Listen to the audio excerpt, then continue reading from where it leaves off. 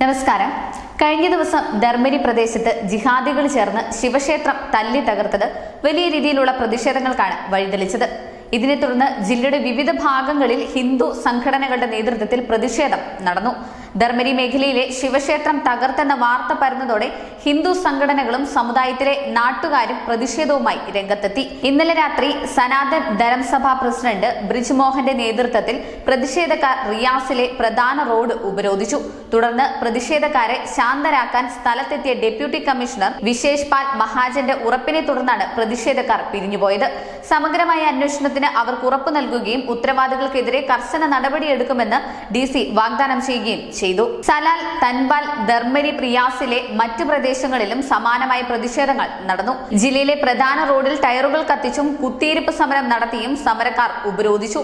എന്നാൽ FIR register ചെയ്തിട്ടുണ്ടെന്നും പ്രതികളെ പിടികൂടാനുള്ള ശ്രമങ്ങൾ തുടരുകയാണെന്നും മുതിർന്ന പോലീസ് ഉദ്യോഗസ്ഥരുടെ ഇടപെടൽ അറിയിച്ചതിനെ തുടർന്ന് പ്രതിഷേധക്കാർ സമാധാനപരമായി പിരിഞ്ഞുപോയി. സമാധാന അന്തരീക്ഷം തകർക്കാൻ ശ്രമിക്കുകയാണ് ജിഹാദികൾ.